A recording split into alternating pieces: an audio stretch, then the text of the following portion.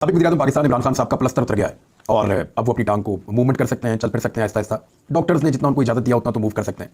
पहले की तरह तो एक्सरसाइज नहीं कर सकेंगे, भाग दौड़ नहीं कर सकेंगे, लेकिन ग्रेजुअली वो इस काबिल हो जाएंगे।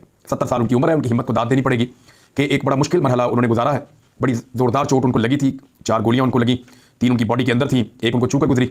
इसके बावजूद वो हिम्मत नहीं हारे और अब वो निकलकर दोबारा अपने लोगों के बीच में जा रहे हैं। देखिए, इमरान खान का प्लस्तर जब चढ़ा तो उस वक्त उन्होंने अपने लोगों को छोड़ा क्योंकि वो घर पे थे, लेकिन लगातार फिर लोगों के साथ राब्ते में रहे। और जिस दिन प्लस्तर उतरा वो अगले दिन ही उठकर दोबारा से अपने मार्च में शिरकत के लिए जा रहे हैं, लोगों से बात करने जा रहे हैं। तो ये ऐसा मैंने पाकिस्तान में कभी किसी लीडर को करते हुए नहीं देखा। मैंने इतना दलेर लीडर, मैंने इतना नटर आदमी, मैंने लोगों के लिए अपनी जान की परवाह ना करने वाला आदमी पाकिस्तान की सियासी एलीट में नहीं देखा। सियासी एलीट जो है वो अपने फायदे और नुकसान के मुताबिक फैसला करती है। वो ये देखते हैं कि हमें फायदा है तो हम काम करें, और वो बड़ा नुकसान अपना चाहते ही नहीं है। पैसे वैसे खर्च लेते हैं, लेकिन जान का खतरा कोई नहीं उठाता। पाकिस्तान में कोई भी नहीं उठाता। इमरान खान ने यह खतरा मोल लिया। लोगों को या उनकी पार्टी के लोगों को उनकी कदर करनी चाहिए। और राणा सनाउल्लाह साहब को स्टेटमेंट्स दे रहे हैं, लेकिन डराने की कोशिश की जा रही है। कुछ खबरें और हैं मेरे पास, नए आर्मी चीफ के हवाले से भी हैं। और एक तो रावलपिंडी के अंदर मोमेंटम पहले ही बन चुका है। खवातीन बहुत बड़ी तादाद में निकली, उन्होंने मिसल बरदार रैली निकाली। मर्दों की बहुत बड़ी तादाद निकली। 2-3 दिन हो गए हैं लगातार वहां पे रैलीज निकल रही हैं और बहुत बड़ी तादाद में लोग रावलपिंडी में निकल रहे हैं। लोग इमरान खान साहब का इंतजार कर रहे हैं। दूसरा, पूरे पाकिस्तान से रैलियां तैयार हो रही हैं। कुछ लोग आज रात को निकलेंगे, कुछ सुबह निकलेंगे, कुछ थोड़ा सा डिले के साथ निकलेंगे, कुछ 7 बजे, कुछ 8 बजे। जिसका जितनी दूर इलाका है वो उस हिसाब से आगे बढ़ेगा। वहां पे खैमे भी लगे हुए हैं, लेकिन लोगों का जोशो खरोश जो है वो कम नहीं हुआ, पहले से बहुत बड़ा है। और लोगों ने खौफ के बुत को तोड़ा भी है। अब लोगों को डराने की कोशिश की जा रही है। मैं आपको इस वक्त इंफॉर्मेशन ये दे रहा हूं कि बहुत सारे खतरात माजी में मौजूद थे, लेकिन पाकिस्तान में हालात आप जानते हैं कि अब बदल चुके हैं। पाकिस्तान में कुछ मुखालिफ हवाएं चल रही थी।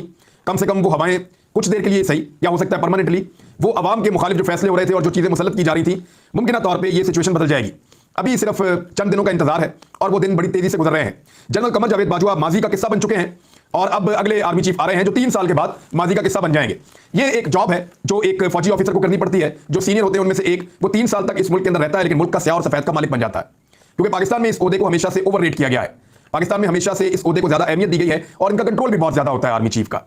बहुत सारी चीजें पाकिस्तान में इनकी मर्जी के बगैर नहीं हो सकती। कभी इस ओहदे का लोग ठीक इस्तेमाल करते हैं, कभी इस ओहदे का लोग गलत इस्तेमाल करते हैं और नाजायज इस्तेमाल के जरिए जाती मफादात भी हासिल करते हैं।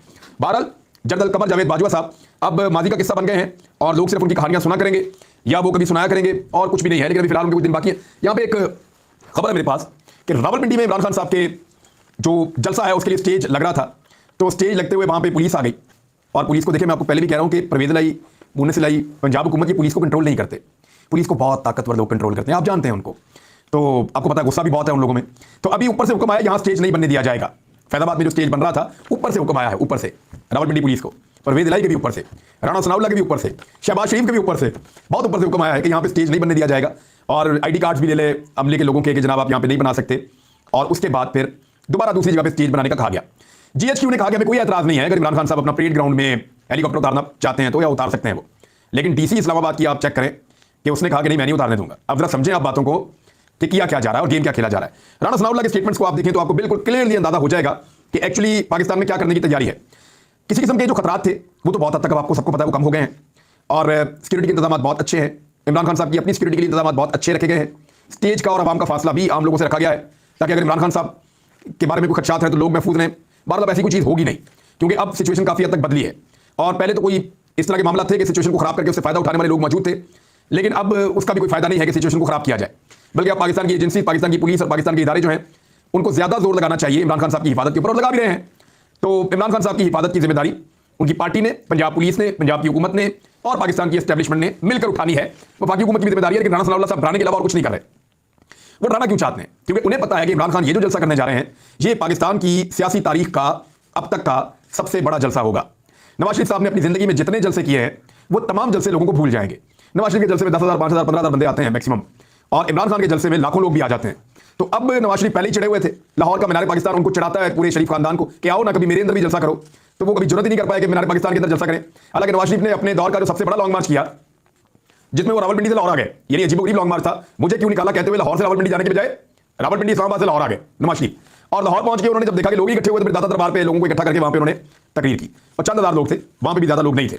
तो नवाज शरीफ साहब के लिए ये बड़ा चिढ़ने वाला एक माहौल बन जाता है जब इमरान खान साहब जलसा करते हैं। और राणा सनाउल्लाह आपको पता है कि फिर वो मियां साहब को खुश तो रखना होता है और मियां साहब ने पाकिस्तान वापस भी आना है। उसका रीजन ये है कि नवाज शरीफ अब लंदन में महफूज नहीं रहे। मैं बताता हूं क्यों। लेकिन राणा सनाउल्लाह कह रहे हैं इमरान खान के जलसे में दहशतगर्दी हो सकती है, जलसा मुलतवी किया जाए। ये नवाज शरीफ साहब की ख्वाहिश की तकमील हो रही है, जैसे कि हमेशा होती है। एजेंसियों की रिपोर्ट है इमरान खान को खतरा है, कल का इज्तिमा मुलतवी कर दें, वजीर दाखिला राणा सनाउल्लाह ने कहा। अब राणा सनाउल्लाह साहब बार बार इस पे जोर क्यों दे रहे हैं? क्योंकि ये पाकिस्तान की तारीख का सबसे बड़ा जलसा होगा जो आने वाले इंतखाबात का मोमेंटम बनाएगा, जो पाकिस्तान की एस्टेब्लिशमेंट को एक पैगाम देगा। खासतौर पर जो पाकिस्तान की आने वाली एस्टेब्लिशमेंट है, जो नई एस्टेब्लिशमेंट बन रही है, उसको एक पैगाम देगा कि ये देखो आवाम की ताकत, ये देखो कौन सा लीडर सबसे ज्यादा पाकिस्तान में मकबूल है, ये देखो कितनी बड़ी तादाद में लोग खड़े हैं और वो क्या फैसला कर रहे हैं। तो नई लीडरशिप को एक बड़ा वाज़ेह और क्लियर पैगाम मिलेगा।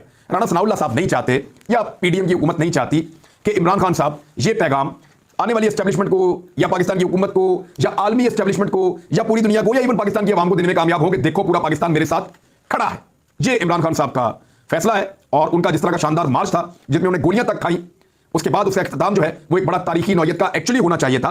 कल फैसला हो जाएगा वो किस तरह का होता है, लेकिन लोगों का जोशो खरोश देखकर लगता है कि लोग टलने वाले नहीं हैं, बहुत बड़ी तादाद में आएंगे, कोई कितना भी डराने की कोशिश करे। एक और खबर थी बीच में, मैं आपको पढ़ के सुना देता हूं कि आर्मी चीफ के अहले खाना के टैक्स की मालूमात लीक होने का मामला जो है उसमें इनलैंड रेवेन्यू के 2 अफसर बरतरफ कर दिए गए हैं। एक तो जिसका नाम मैंने आपको पहले बताया था कि आतिफ नवाज वड़ाइच, उसको ओहदे से हटा गया। दूसरा डिप्टी कमिश्नर इनलैंड रेवेन्यू जो है उसको जहूर अहमद को भी ओहदे से हटा दिया गया है।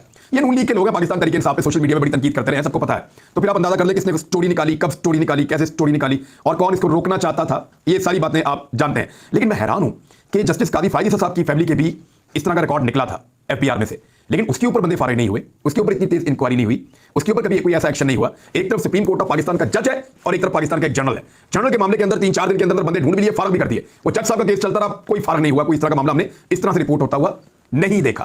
हालांकि सवालों के जवाब तो सबको देने चाहिए, जनरल को भी देने चाहिए, जज को भी देने चाहिए, लेकिन अगर इंसाफ करना है या बंदे पकड़ने हैं कि डाटा कौन लीक कर रहा है, तो मेरे ख्याल में जज का जो मर्तबा और हैसियत है वो एक जनरल से बहुत ऊंची है और बहुत बड़ी है। लेकिन पाकिस्तान में मेरे ख्याल में जिसकी लाठी उसकी भैंस, ये वाला मामला ही चलता है। बहरहाल इमरान खान साहब का जलसा जो है वो कल बताएगा कि सियासी मैदान में लाठी किसके पास है और भैंस किसके पास है और ताकत किसके पास है और अवाम किसके साथ है। अब ये कहा जा रहा है कि इमरान खान साहब जो है उनका जो मार्च है वो फितना फसाद वाला मार्च है।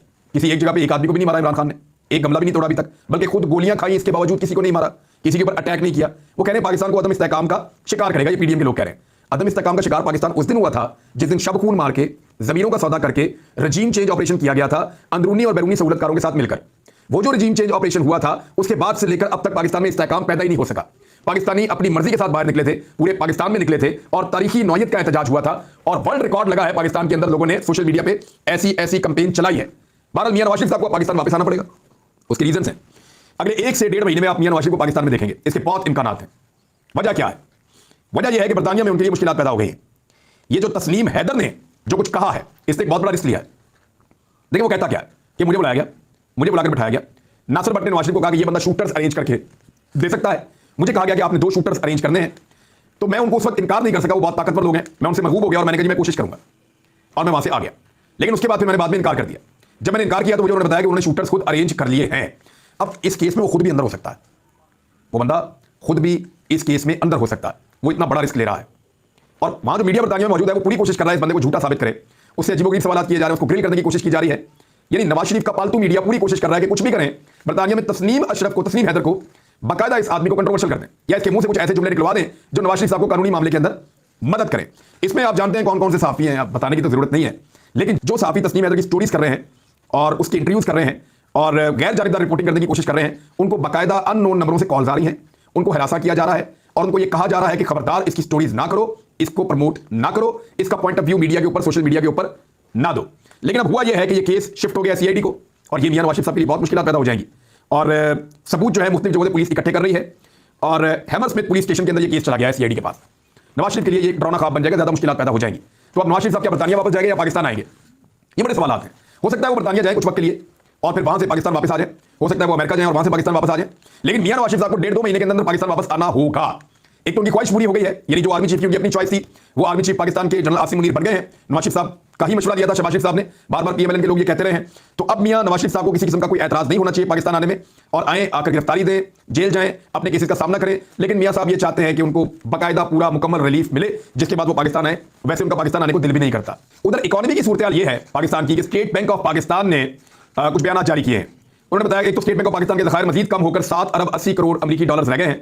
मजीद पैसा खर्च कर लिया स्टेट बैंक ऑफ पाकिस्तान ने। हुकूमत के यानी खर्चे नहीं कम हो रहे, हुकूमत के पैसे इकट्ठे कर नहीं पा रहे, खर्च करते चले जा रहे हैं। तो पाकिस्तान के ज़र मुबादला के ज़खायर में मजीद 13 करोड़ 40 लाख डॉलर की कमी हुई है, जिसके बाद उसके पास मौजूद ज़खायर 7 अरब 80 करोड़ डॉलर्स रह गए हैं।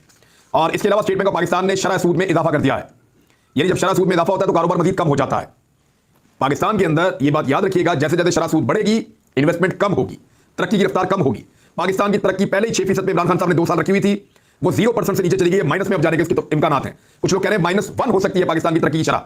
तो अब स्टेट बैंक ऑफ पाकिस्तान ने शरह सूद 1% और बढ़ा दी है। स्टेट बैंक ने पॉलिसी रेट 16% कर दिया है।